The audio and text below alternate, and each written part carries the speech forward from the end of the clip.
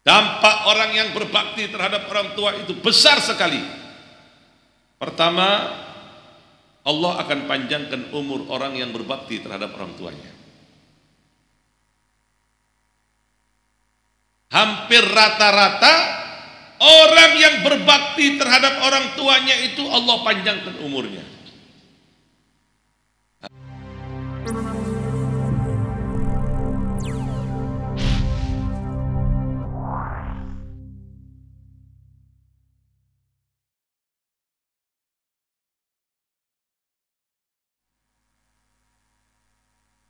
Assalamualaikum warahmatullahi wabarakatuh. Alhamdulillah, wassalatu wassalamu ala Rasulillah Muhammad ibn Abdullah sallallahu alaihi wasallam. Allahumma inna nas'aluka binuril fahmi wa akhrijna minadh dhulumatil wahmi. Waftah abwaab rahmatik wanshur alaina hikmatak ya arhamar rahimin. Amin. اللهم إنا نسألك فهم النبيين وحفظ المرسلين وإلهام الملائكة المقربين. اللهم أغننا بالعلم وزينا بحلم وأكرمنا بالتقوى وجملنا بالعافية يا أرحم الراحمين يا أرحم الراحمين يا أرحم الراحمين. سبحانك لا علم لنا إلا ما علمتنا إنك أنت عليم حكيم. وصلى الله على سيدنا محمد النبي أمي وعلى آله وصحبه وسلم. الحمد لله رب العالمين. Peringatan Maulid, peringatan haulan pada malam ini yang ke-11 haul dari Bapak Kiai Atmo adalah salah satu bentuk baktinya anak terhadap orang tua yang telah meninggal dunia. Karena tidak ada hal yang paling bermanfaat untuk dipersembahkan terhadap orang tua yang telah meninggal dunia kecuali doa dari anak yang saleh. Idza mata ibnu Adam inqata amalu illa min thalathah. Kalau sudah mati anak turunan Adam maka terputus amalannya kecuali 3. Salah satunya adalah anak yang soleh mendoakan terhadap orang tuanya. Mong panjenengan sedaja berdoa kang kuring sepana panjenengan nanti suatu hari anak sampian mendoakan terhadap sampian. Demikian juga kalau umpamanya sampian durhaka sama orang tua sampian, suatu hari nanti anak sampian akan durhaka sama sampian. Hati-hati, jangan mencontohkan dengan contoh yang tidak baik. Berbakti terhadap orang tua setelah meninggalnya ini dengan membacakan tahlil, dengan membacakan doa, dengan mentransfer bacaan-bacaan dari orang yang hidup untuk orang yang mati, bacaan Al-Quran, demikian juga mengirimkan pahala untuk orang yang telah meninggal dunia. Jelas amalan-amalan yang dilakukan oleh ahli warisnya seperti malam ini Gus Saleh Khalifah khususnya dan para anak-anak Bapak Kiai Atmo, sampai apa yang telah dibacakan doa Fatihah, Yasin, khatamul Quran terhadap orang yang telah meninggal dunia. Sebagaimana firman Allah Subhanahu wa taala berfirman, "Walladzina ja'u min ba'dihim yaquluna rabbana ighfir lana wa li ikhwanina alladhina sabaquna bil iman." Ayat ini menunjukkan, menjelaskan bahwa sampainya bacaan orang yang hidup untuk orang yang telah meninggal dunia. Karena kalau seandainya bacaan orang yang hidup tidak sampai kepada orang yang telah meninggal dunia, tentu tidak akan mungkin dicantumkan oleh Allah dalam Al-Quran permohonannya orang yang berdoa kepada Allah agar orang yang beriman sebelum ia diampuni dosa-dosanya oleh Allah Subhanahu wa taala. Ini dalil. Demikian pula Allah Subhanahu wa taala menyamakan hukum yang tiga dengan hukum yang tiga di dalam Al-Quran. Tolong ibu-ibu jangan ada berbicara, santai, berhenti dulu, berhenti, tidak ada bicara, tidak ada bergurau. Waktu cuma sementara. Allah Subhanahu wa taala menyamakan hukum yang tiga dengan hukum yang tiga di dalam Al-Quran. Yang pertama, yugarinu mahabbatullah mahabbatur rasul. Cinta kepada Allah juga harus cinta kepada Rasulullah. Sampai cinta kepada Allah, tapi sampai tidak cinta kepada Rasulullah.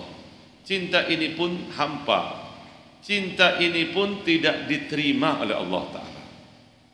Karena syaratnya orang cinta kepada Allah harus cinta terhadap Rasulullah.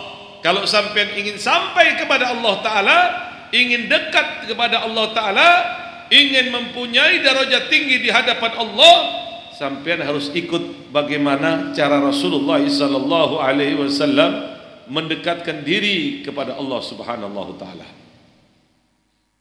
Kalau sampean pakai cara bukan caranya Rasulullah, pendekatan diri sampean kepada Allah taala tidak akan pernah bisa sampai. Cara yang dilakukan bukan caranya Gusti Kanjeng Nabi, tidak akan bisa sampai dekat dengan Allah. Cukup turunnya ayat ini sebagai bukti bahwa kalau kita ingin dekat dengan Allah, kalau kita ingin dicintai oleh Allah, maka kita diperintahkan untuk mengikuti Rasulullah SAW dalam segala bidang. Turunnya ayat kul in kuntum tuhibbunallah fattabi'uni yuhibbukumullah yaghfir lakum dzunubakum. Di zaman Gusti Kanjeng Nabi itu sebagian sahabat-sahabat Nabi itu menyatakan kami mencintai Allah ya Rasulullah, kami mencintai Allah ya Rasulullah. Tapi dia tidak tahu bagaimana cara mencintai Allah dengan benar. Turun ayat kul, perintah fi'il amr di sini. Kul, katakan kepada mereka ya Muhammad, kul in kuntum tuhibbunallah fattabi'uni yuhibbukumullah. Katakan kepada mereka ya Muhammad, kalau mereka mencintai Allah, ikuti dirimu ya Muhammad. Seorang orang buntek lampan Kanjeng Nabi, salatnya, zikirnya, kebersihan hatinya, kesungguh-sungguhannya, keikhlasannya. Kita diperintahkan untuk mengikuti jejaknya Rasulullah supaya kita bisa sampai kepada Allah Subhanahu wa taala. Makanya disinilah letak cara kita kalau ingin dekat dengan Allah Subhanahu wa taala. Yang kedua, yugarinum salah biz zakat, salat dengan zakat. Orang salat tidak zakat tidak diterima oleh Allah. Orang zakat tidak salat tidak diterima oleh Allah. Maka orang yang mengerjakan salat ini harus juga menunaikan zakat. Orang yang berzakat ini harus pula menunaikan salat. Jadi jangan dibuat mainan. Yang namanya salat ini jangan dibuat mainan, atau jangan dibuat musim-musiman. Kalau musim susah aja, hujung tahajud, adzikir, ngabis kabar ke timur. Begitu berhasil, lupa kepi. Salatnya bolong-bolong, mau ketemu kiai ngetak. Yang demikian nikah orang yang rugi. Jadi kerjakanlah salat secara ikhlas, amalan-amalan semuanya kerjakanlah dalam keadaan ikhlas. Demikian pula menyamakan hukum yang ketiga, syukrullahu bisyukrul walidain. Sampai bersyukur kepada Allah atas nikmat yang Allah berikan terhadap sampean.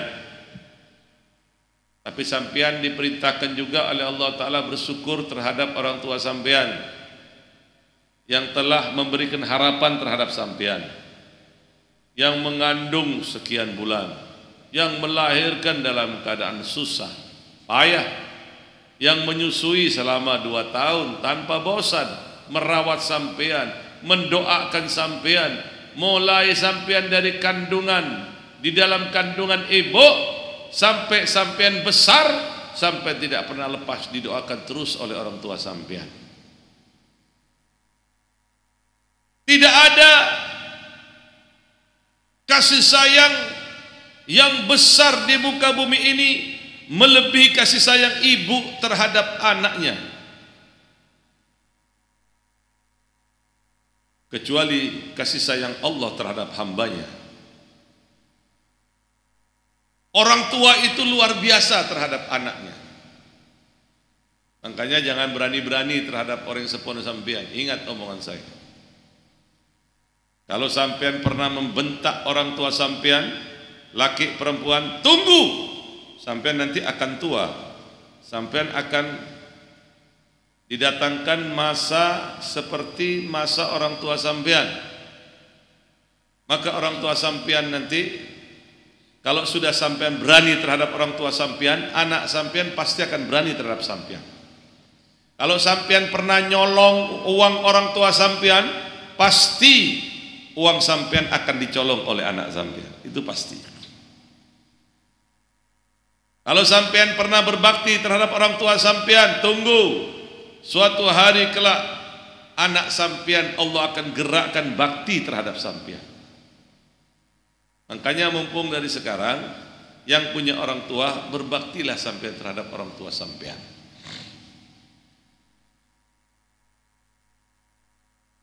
Berbakti terhadap orang tua ini diperintahkan oleh Allah. Biar sampean ini ahli ibadah kepada Allah Ta'ala, bisa terbang pun, bisa menghilang pun, kalau sampean berani terhadap orang tua sampean, pasti ketolak sampean, pasti itu. Pasti kena walati wong tua. Padahal niki wong ahli ibadah nang Gusti Allah. Saya akan mengambil dalam kitab Riyadhus Shalihin faedah di mana zaman dahulu itu dari kalangan Bani Israel hiduplah orang ahli ibadah kepada Allah, namanya Zurej, ahli karomat, ibadahnya hebat. Zurej mempunyai kelebihan-kelebihan sangat luar biasa. Setiap hari sholat, jarang tidur, jarang makan. Suatu hari ibunya datang. Assalamualaikum. Assalamualaikum Zurej. Aku ibumu nak, Zurej. Dilihat Zurej lagi sholat. Alhamdulillah. Sholat benar ya. Alhamdulillah. Ditunggu nih sama ibunya. Zurej ini sholat toh. Kerjaannya sholat toh. Bingung dia Zurej, ya Allah. Sholatku atau ibuku, sholatku atau ibuku, sholat aja. Ibunya agak jauh, perjalanan rumahnya agak jauh. Kemudian besok pagi datang lagi, rindu terhadap anak ini. Assalamualaikum, assalamualaikum, assalamualaikum. Dilihat, Zurej, aku ibumu nak, Zurej, Zurej, aku ibumu nak. Ternyata Zuret lagi sholat. Pokoknya Zuret itu sholat takwai, turunnya jarang. Dari BE, ya Allah, kon sholat nak, aku teko saiki nak. Ya wis, meneh wis, boleh. Perjalanannya agak jauh. Kemudian besok pagi datang lagi. Begitu besok pagi datang lagi, si ibu ini ngetok pintunya, ya ibaratnya seperti pintu lah karena tidak ada pintu tabir. Assalamualaikum, assalamualaikum nak, Zuraij aku ibumu nak, Zuraij aku ibumu nak. Dilihat Zuraij lagi sholat, Zuraij bingung, ya Allah sholatku atau aku memenuhi panggilan ibuku. Ya Allah, aku teruskan sholatku atau aku putuskan sholatku memenuhi panggilan ibuku. Ah, sholat aja. Kira-kira Zuraij itu hebat tidak? Hebat tidak? Ahli ibadah tidak? Ahli ibadah tidak? Ahli ibadah tidak? Ya ahli ibadah dong, namanya sholat kok tidak sampai ngantuk roman. Jelas ahli ibadah kepada Allah Ta'ala. Ibunya mangkel, pegel ibu. Perhatikan, ini penting. Ini Zuraij punya karomat, punya keutamaan, orang alim, orang hebat. Ngangkat doa ibunya. Ya Rabb, setiap aku datang ke sini, anakku selalu sholat. Aku mohon kepadamu ya Allah, jangan kau matikan anakku ini terlebih dahulu, kecuali ia mendapatkan cobaan dari seorang pelacur.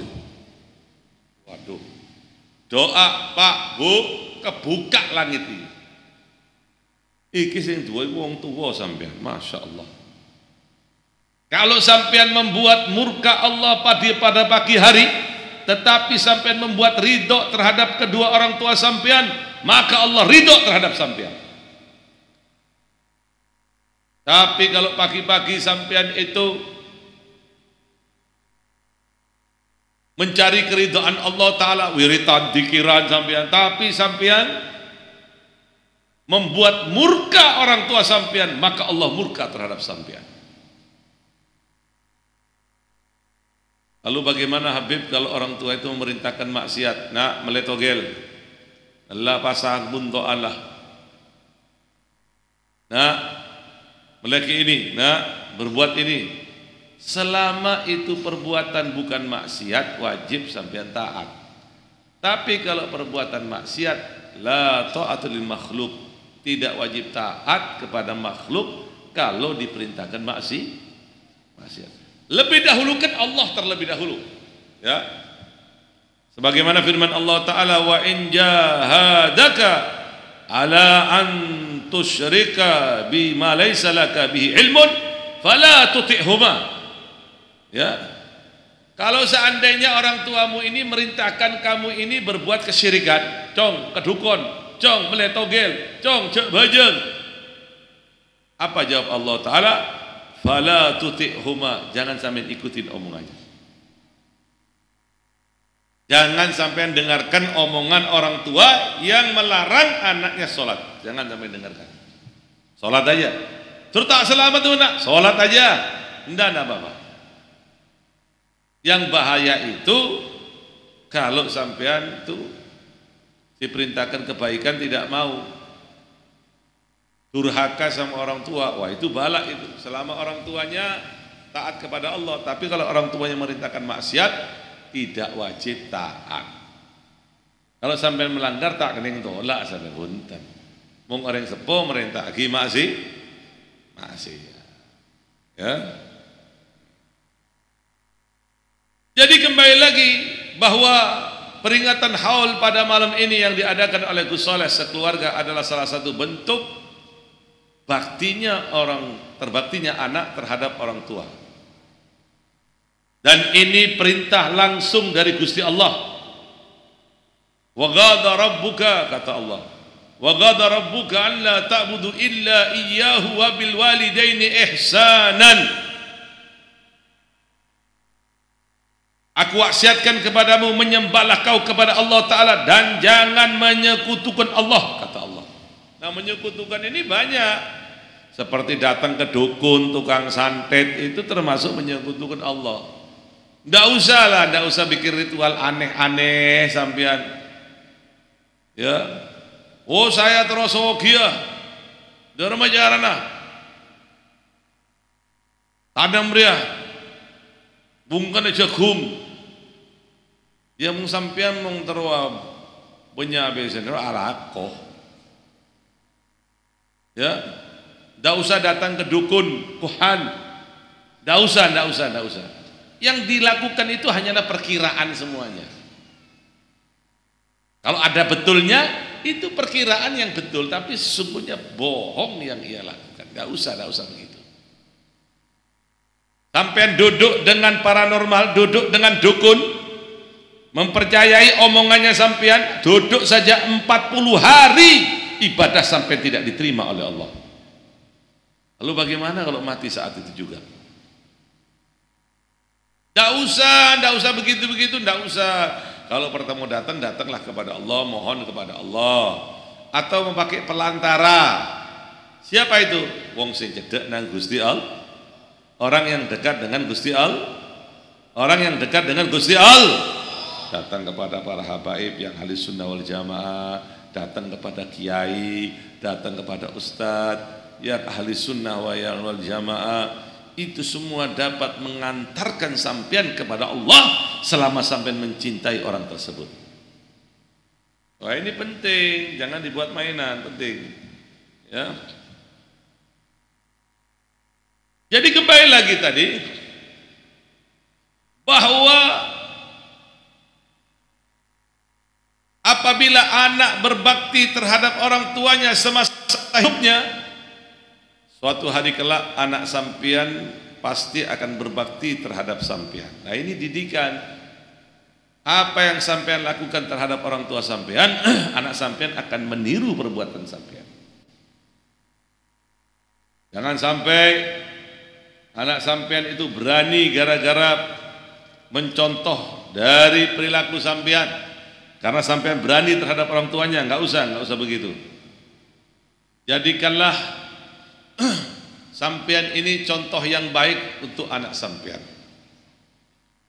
Birru aba'akum ya barrukum abna'akum, kata Rasulullah.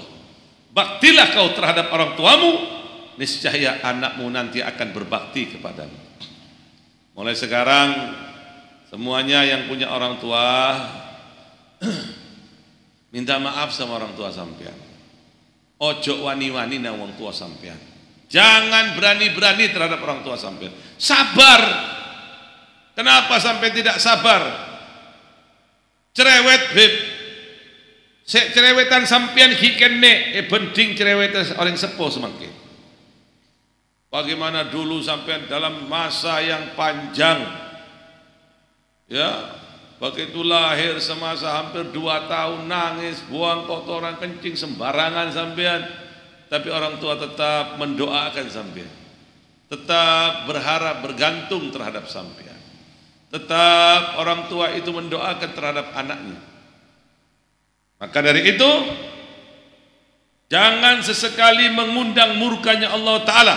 Jangan sesekali mengundang murkanya Allah. Malam ini yang punya orang tua, atau besok pagi cepat minta maaf, cium kakinya. Mengalalah sampai sebentar aja, mengalalah sampai sekejap saja. Jangan berani-berani terhadap orang tua sampean. Dampak orang yang berbakti terhadap orang tua itu besar sekali. Pertama, Allah akan panjangkan umur orang yang berbakti terhadap orang tuanya. Hampir rata-rata orang yang berbakti terhadap orang tuanya itu Allah panjangkan umurnya. Nah, lek sampean sedaya niki kepengin dawa umur, iki ana wiritane. Napa itu, Beb? Nah, pertama, kalau sampean ingin paling panjang umur, berbaktilah sampean kedua orang tua sampean. Ya lebih-lebih hidup lebih bagus.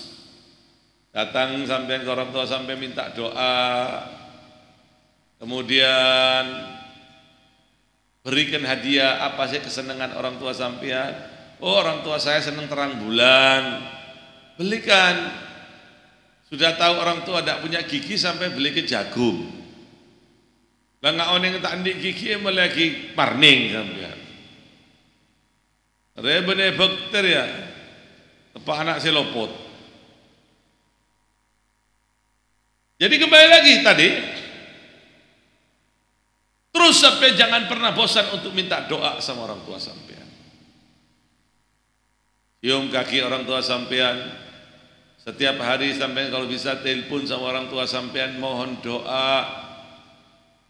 Mohon doa yang sabar menghadapi orang tua sampean. Ini proses penyebab utama dipanjangkan umurnya oleh Gusti Allah. Ada dua amalan apabila seorang hamba melaksanakan amalan tersebut. Yang pertama, Allah akan panjangkan umurnya. Yang kedua, Allah akan luaskan rezekinya. Rezekinya terus akan diluaskan oleh Allah Ta'ala. Man sarrahu an yamudda lahu fi umrih wa yuzadu lahu fi rizkih falyabir walidayhi wal yasil rahimah.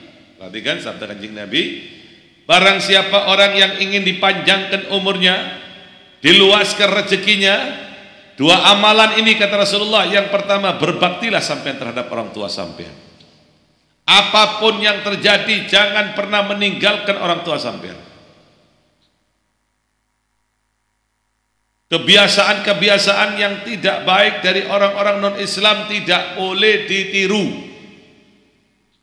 Tidak boleh ditiru. Karena yang berbakti secara ikhlas sungguh-sungguh ini hanyalah Islam.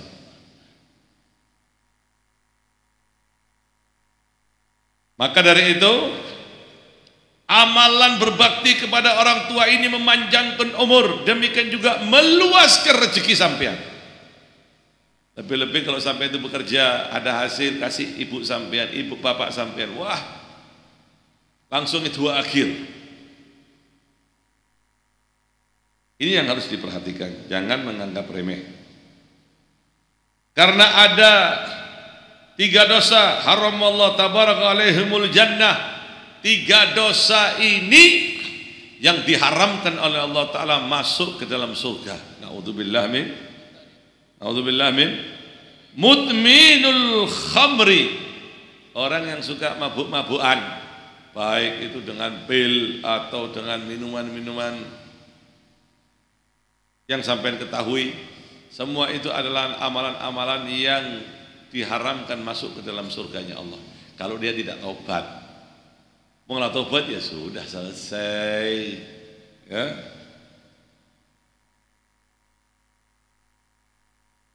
Ini yang harus diperhatikan. Yang kedua, wal aquli walidayhi, durhaka sama orang tuanya. Yaitu sampai lihat bagaimana Zuraij itu, orang yang ahli ibadah luar biasa.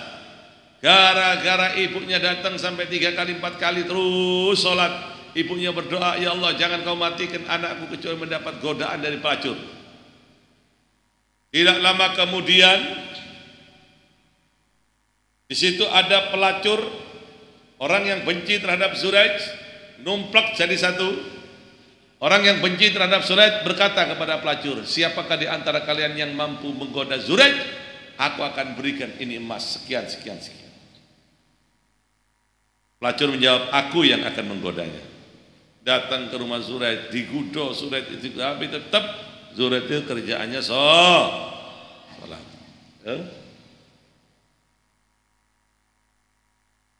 Subhanallah, itu perempuan tidak kalah dalam membujuk bagaimanakah ia mendapatkan emas nantinya. Karena Zuraij sudah tidak bisa digodok, akhirnya berbuat maksiat terhadap tonggonya. Berbulan-bulan begitu mengandung, diomongin bahwa saya ini mengandung dari Zuraij.